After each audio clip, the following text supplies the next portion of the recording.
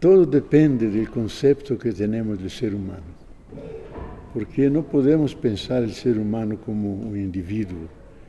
Eso es una abstracción del capitalismo, porque el ser humano concreto es un nudo de relaciones volcado en todas las direcciones. Ya Marx decía en su séptima tesis contra Feuerbach que el ser humano es el conjunto de sus relaciones sociales. Yo diría que es una visión correcta, pero reductiva. El ser humano es el conjunto de todas sus relaciones, sea con el otro, sea consigo mismo, sea con la naturaleza, sea con la trascendencia. Ese es el ser humano concreto que está sobre la tierra, que está ahí.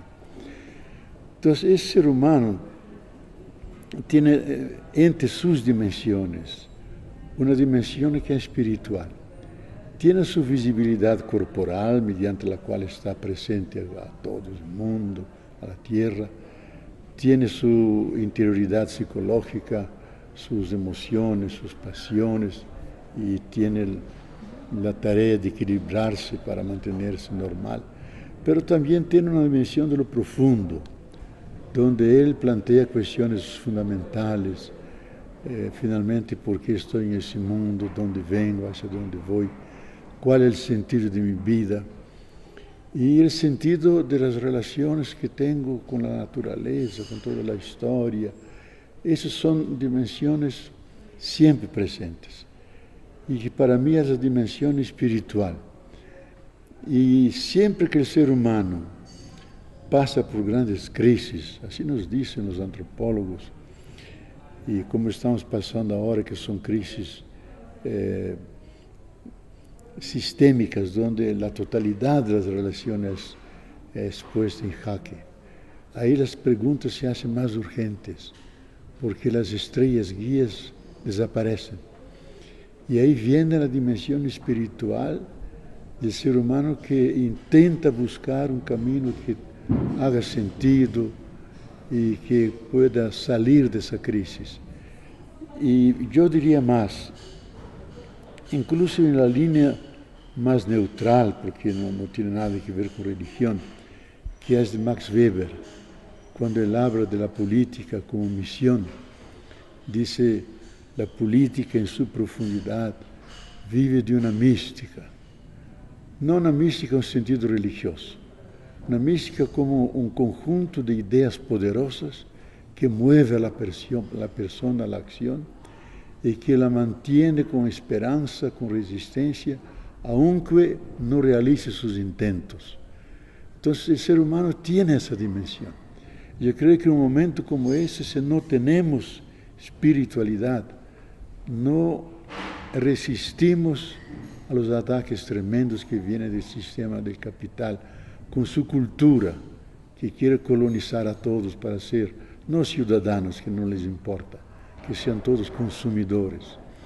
Y ahí la espiritualidad es importante, porque uno se afirma como persona, con su proyecto, con su visión de mundo, y tiene consecuencias, porque implica una actitud diferente, una postura que sea crítica o de adhesión, pero generalmente crítica, de alejarse de esas perspectivas más, yo diría, incluso en el contexto actual, crueles y sin piedad, porque son posturas que atacan el sistema vida, el sistema tierra, y no tienen ninguna piedad, ningún sentido humanitario. Y ahí se olvida que el ser humano es un hijo de la tierra. Yo diría más, es la porción de la tierra que en un dado momento de su evolución empezó a sentir, a amar, pensar. Somos tierra, como dice el gran cantante y poeta argentino Atahualpa Yupanqui. La tierra que siente, la tierra que anda, la tierra que venera. Entonces ellos niegan su humanidad en función de esa desviación del sentido de la vida, que el sentido de la vida no es acumular, no es explotar a los demás y acumular riqueza, porque al fin y al cabo cuando morimos no llevamos nada. Los miles y millones de Bill Gates no le van a salvar la vida, y no tendrá más que 3, 4 metros de tierra para ser enterrado y no más. Entonces es una irracionalidad. Muestra cómo el sistema que se propone como racional o regido por la razón, que esa razón se ha hecho una razón enloquecida, una razón irracional. Yo creo que lo primero que hay que mostrar a las personas, la gran ilusión que incurren pensando que con el consumo, con la abundancia de medios de utilización, de consumo, se pueden hacerse felices. Es una trampa, una mentira que el sistema impone y no produce felicidad, produce desengaño, decepción y produce esa ansia de el que no tiene quiere tener, el que tiene quiere más, el que tiene más dice nunca es suficiente. Entonces una ansia que lo desubica de la realidad.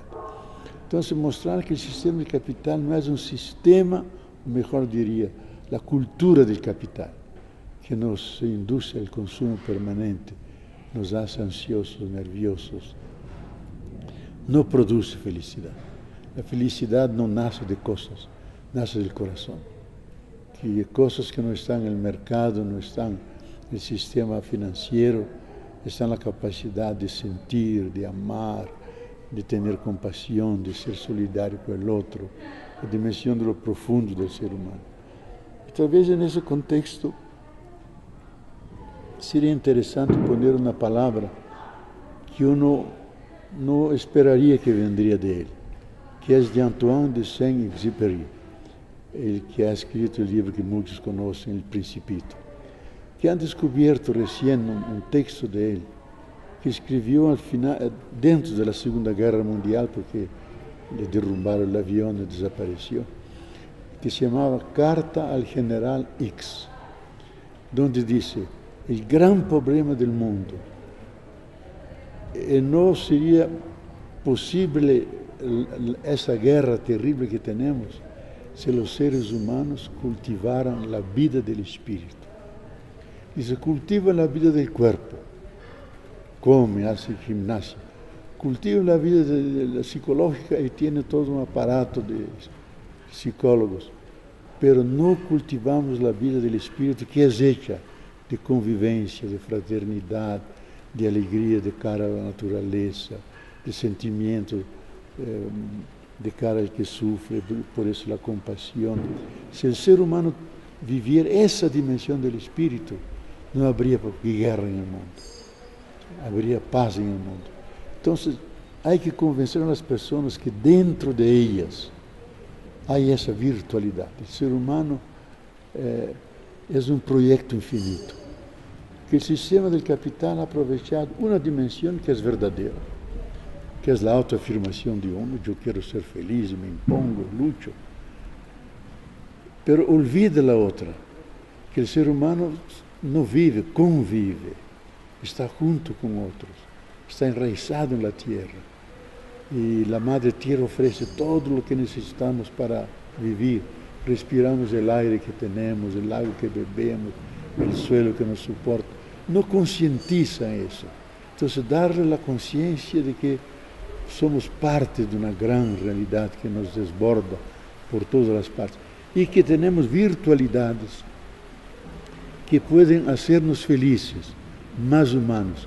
Significa acercarnos al otro no con rabia, con odio, sino extendiendo la mano, no cerrar el puño para dominarlo, sino la mano extendida para una alianza, para una convivencia. Uno puede hacer eso, está dentro de las posibilidades humanas. Y cada uno hace la experiencia en su cotidiano con los amigos, con la familia, que esas relaciones que producen felicidad. Y hay que alargarlas, multiplicarlas, porque ahí está un poco el secreto de lo que es una humanidad posible y no una humanidad castigada por relaciones de conflicto y de destrucción. Tenemos que garantizar la base material física sin la cual no vivimos. Un cadáver no hace política, un cadáver no protesta. Tenemos que estar vivos Y para estar vivos tenemos que garantizar la base físico, química, ecológica de las condiciones que mantienen la vida. Y ahí la relación con la Madre Tierra. No me gusta la palabra recursos, es muy capitalista. Con los bienes y servicios que la Madre Tierra continuamente nos ofrece, y las culturas indígenas lo dicen con cariño, las bondades que la Madre Tierra continuamente nos ofrece. Entonces, hacer consciente lo que inconscientemente ya vivimos. Pero el sistema del capital nos engaña continuamente y crea el fetiche de que el producto, el brillo que tiene, eso puede hacernos felices, habla a lo profundo de nosotros, la dimensión del deseo. Sabemos que el deseo es una estructura infinita, nunca se acaba de saciarse. Que uno tiene que aprender a imponerse límites. Digamos, el consumo tiene que ser un consumo de sobriedad compartida. Que si somos sobrios, tenemos lo suficiente y lo decente para todos. No hay que consumir de manera irracional, de forma que le falte a otros, sino en consonancia con lo que la naturaleza nos ofrece, tener esa relación de solidaridad con todos y el sentido también de renunciar a un bien particular en función de un bien colectivo. Y eso pertenece a toda la tradición ética de los seres humanos.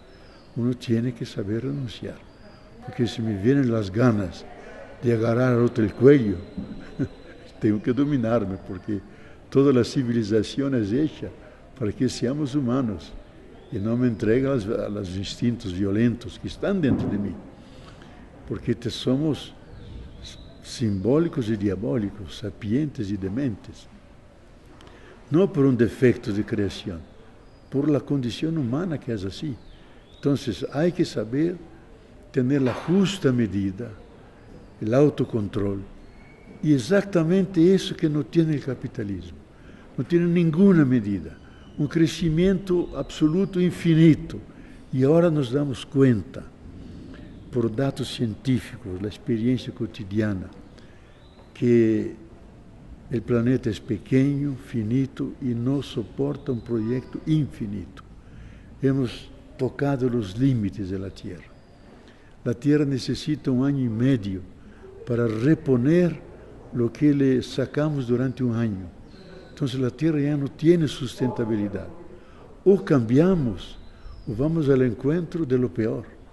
Entonces, para mí llegamos a un momento que el propio sistema del capital no alcanza a reproducirse, o lo hace con extrema violencia, o como quiere con América Latina, a recolonizarnos, hacer que seamos solamente exportadores de commodities, nada de industrialización, nada de autonomía de nuestros pueblos, nuestras comunidades, que se defienden con sus técnicas sociales, que no necesitan los grandes aparatos.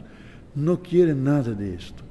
Quieren someternos de nuevo a una recolonización para que ellos sigan manteniendo la hegemonía y tener las cosas que ya no tienen, toda la riqueza que la tierra es abundante en América Latina, sea en agua, sea en biodiversidad, sea en bosques húmedos y todo lo que sea. Entonces, ahí tenemos que ser críticos, resistir, rechazar, criticar y lo más posible ponernos a la cultura del capital, pero es extremadamente tentadora y es lo más difícil, porque toda hora cambiamos del celular, con la computadora, del tenis, de la camiseta, porque es moda, porque el sistema viene, y ahí uno tiene que decir, no, yo voy a hacer lo que yo quiero, lo que yo decido, no me someto a esa lógica consumista del capital. Por la experiencia que yo tengo un poco yendo por el mundo y participando de grupos y dando charlas, yo veo que en todas las partes del mundo, incluso en China, en Japón, donde sea, hay grupos de personas que se proponen una alternativa a ese mundo. No solamente posible, sino un mundo necesario. Y empiezan a cuidar de las semillas, otra manera de cuidar del agua, de construir la casa, de reflorestar todo lo que está devastado, de mantener todos los seres vivos, porque cada ser vivo tiene el derecho de existir y de vivir y estar dentro de nosotros. En la conciencia, eso la ciencia nos ha mostrado científicamente, que todos los seres vivos, desde la célula más originaria, pasando por los grandes bosques, los dinosaurios, llegando a nosotros, tenemos todos los mismos 20 aminoácidos y las mismas 4 bases fosfatadas. Significa, somos todos hermanos y hermanas. La combinación diferente de esos elementos hace la biodiversidad, pero somos una unidad de la vida. Entonces, no solamente saber esto como un dato intelectual, sentirlo esto, sentir que somos hermanos y hermanas, vivir un poco la mística de San Francisco, porque moderno es él, a pesar de que vivió hace 800 años, porque se sentía hermana del árbol, del sol, de la luna, del gusano que estaba en el camino, lo sacaba para salvarlo.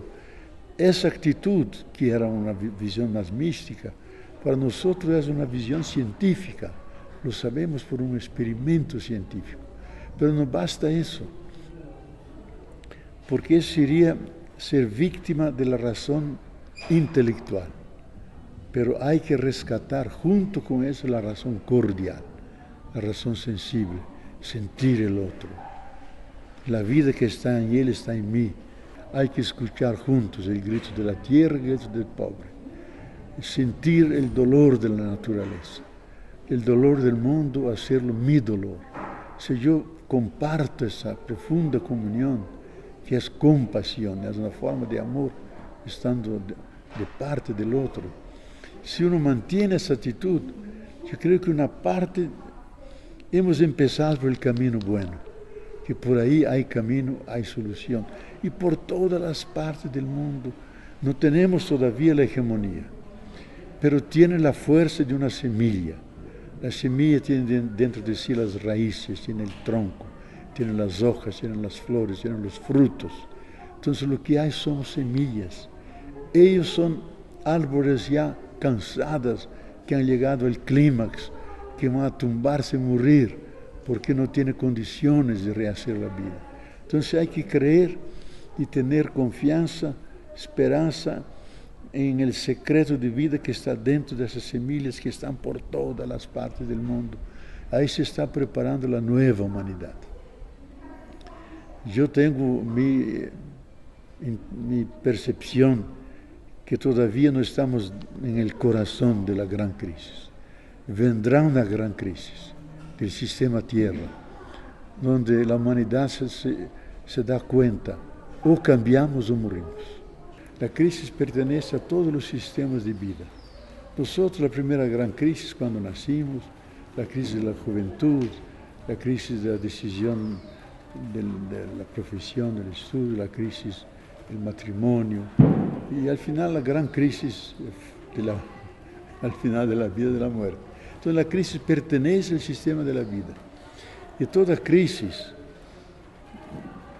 que tiene su expresión filológica del sánscrito, kri, que significa acrisolar, purificar, tiene esa dimensión que purifica todo lo que es añadidura, que no cuenta, cae y se queda el miollo, a partir del cual uno puede construir algo de nuevo. Entonces, yo creo que la teoría moderna del caos nos ayuda a entender esto, porque el caos tiene dos dimensiones. Es el caos destructivo y el caos generativo. El caos destructivo que estamos viviendo ahora destruye todo lo que no cuenta, que no se sustenta, que no vale, que es artificial. Es el caos destructivo inevitable. Pero simultáneamente el caos tiene La dimensión generativa genera dimensiones, posibilidades nuevas que van al principio muy pequeñas, pero lleva el futuro, tiene fuerza y van se imponiendo hasta dominar. Entonces yo creo que esa crisis es benéfica, es natural, pero con una diferencia, que hasta hoy las crisis eran regionales, culturales. Ahora es una crisis del sistema global de la vida, sistema global de la tierra, por la primera vez. Y ahí el riesgo, o nos salvamos o nos perdimos. Y ahora no hay una arca de Noé que salve a algunos y deja perecer los demás. O nos salvamos todos o nos perdemos todos. Entonces, tiene una especificidad esa crisis. Y no tenemos el derecho de errar. No podemos errar, porque será demasiado tarde para rehacer el camino. Tenemos que entrar por la embocadura correcta. Y ahí sí creo que hay suficiente inteligencia. Y ahí una persona religiosa dice, tiene un Dios que se anuncia como el apasionado amante de la vida, como en el libro de sabiduría se dice. Un Dios que es un apasionado amante de la vida, no va a dejar que la vida va a desaparecer. Dará una manera de que esa vida pueda dar un salto de calidad para otras formas de vida, tal vez más sencillas, más relacionadas, menos agresivas, más armoniosas. Eso está dentro de las posibilidades. Y yo creo que hay que partir de eso, que el ser humano está dentro de un conjunto de relaciones sociales. Empezando por la familia, su ciudad, su provincia, su estado y provincia, y ahí está dentro de esas relaciones todas. Pero puede tener situaciones políticas de gran opresión, explotación de esa región, para hablar más concretamente, los pueblos indígenas de América Latina han perdido su autonomía por la superexplotación, por el desprecio, por la marginación. Entonces, empoderarlos, darles fuerza, rescatar esas dimensiones. Y eso es una tarea de toda una región, toda una cultura, todo un pueblo. Y es importante que tenga aliados desde afuera, que los apoyen, que entren por la puerta por detrás, no entrando para tener hegemonía, entrando más bien para escuchar, para apoyar, para que ellos sigan, descubran su camino. Y ahí vale la pena ser solidarios, estar juntos, ofrecer esa ayuda, no para dominarlos, para que ellos se apropien de eso y se hagan cada vez más autónomos, hasta que no nos necesiten. Yo creo que el concepto eje es autonomía. Y como esa no existe, uno tiene que liberarse para crear la autonomía. Porque el ideal de todos los seres, cada ser vivo, cada árbol, cada animal, que sea autónomo, relacionado con los demás, pero tenga su autonomía. Cada persona que puede llegar al final del mes a pagar sus cuentas y ser autónomo, no depender de otros. Y aquí la dependencia no es un defecto. Es decir, no es que no necesita del otro, está ligado al otro, pero para vivir, él mismo tiene las condiciones de crear el aparato de su subsistencia. Como gran parte de la humanidad no tiene eso, como regiones enteras, sea en México, sea en Brasil, sea por el deterioro ecológico, sea por la superexplotación del sistema, no concede autonomía a los pueblos, no concede tener su comida suficiente, su pescado, sus cosas. Entonces hay que luchar, hay que liberarse, organizarse para alcanzar esa autonomía, porque ese es el gran valor de cada persona humana, tener su libertad. En el fondo es libertad de las opresiones y libertad para el otro, para construir algo diferente. La autonomía implica esas dos dimensiones. La inteligencia humana tiene que discernir, tiene que ver cuál es la fuerza dominante que puede traer más dignidad, más humanidad a los seres humanos. Y hacer fuerza, hacer más hincapié, subrayar más eso, disminuir lo más posible las contradicciones, No hay que negarlas porque ellas vuelven más furiosas. Saber negociar también con ellas, en el sentido de evitar enfrentamientos cuando nos damos cuenta que la correlación de fuerzas no es buena para nosotros. Entonces, tener un sentido estratégico también, de supervivencia, de resistencia, de dar 2 pasos adelante y 1 para atrás. Toda una estrategia que es más bien política, pero que por detrás tiene una visión clara hacia dónde va el camino y hacia dónde queremos llegar. Entonces yo veo, y eso es único en el mundo, tanto Ecuador como Bolivia fueron los primeros que han creado el constitucionalismo ecológico en el mundo. Los grandes constitucionalistas europeos y norteamericanos están estudiando eso. ¿Por qué? Porque por detrás hay una visión filosófica de una ecología más integral, que la sociedad no es solamente hecha por seres humanos, con el pacto social. Tenemos que incluir el pacto natural que tenemos con la tierra, la reciprocidad, que los árboles, los ríos, las montañas, los paisajes, son también seres, tienen derecho de existir, tienen subjetividad, y tienen que pertenecer a la sociedad. Entonces, la democracia tiene que ser una democracia sociocósmica, donde los animales, los árboles, tienen que ser respetados, tienen como ciudadanos. La sociedad no puede vivir sin ellos. ¿Qué sería México o San Cristóbal si no hubieran esos paisajes bellísimos, los bosques, los ríos, los animales? No sería una sociedad humana. Entonces, por detrás está esa percepción de que hay que alargar el sentido del derecho y alargar el concepto de democracia, no solamente representativa, que es generalmente una democracia de baja intensidad, sino una democracia participativa que incluye el pacto social y con eso incluye a los demás seres también como ciudadanos, que hay que constar en la Constitución la manera de respetarlos, de fortificar su vida, su reproducción, porque todo eso son nuestros compañeros en esa misma casa común. Y ahí yo creo que más que todo hay que trabajar la concientización en las escuelas, más adecuada a la nueva fase de la humanidad, de una visión más ecológica. Todos los seres en la ecología son interretroconectados, todo está relacionado. La naturaleza socialista no es capitalista, no es la victoria del más fuerte, sino todos conviven, la consorciación de todos con todo, uno ayuda al otro para que incluso el más débil pueda vivir. Entonces, que eso es el ideal. Yo llegué sábado y tuve una experiencia que me produjo mucha conmoción, porque en la calle estaban todos allí, felices, charlando, comiendo, bebiendo, las personas vendiendo sus cosas, una inmensa comensalidad. La experiencia que yo he tenido es de una profunda convivencia, profunda paz. Y digo, ¿por qué la tierra entera no puede ser así? Las personas juntas. Pero hay pequeñas semillas, hay pequeñas anticipaciones de lo que puede ser la entera humanidad.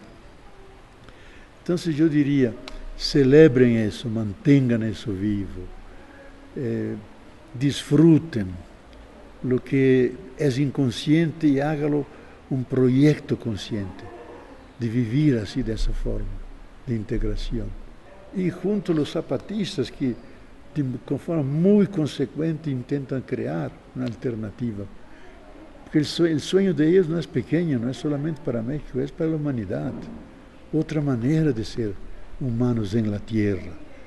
Y es bellísimo que aquí en Chiapas empezó algo así. Es una semilla de la futura humanidad. Por ahí va, el futuro está por ahí. Entonces yo digo, no vivan solamente eso porque están acostumbrados. Hagan de eso un proyecto personal, colectivo. Vamos a vivir, construir, mantener, reproducir, difundir esto, porque por ahí va la felicidad humana y por ahí yo creo que es el futuro de nuestra civilización.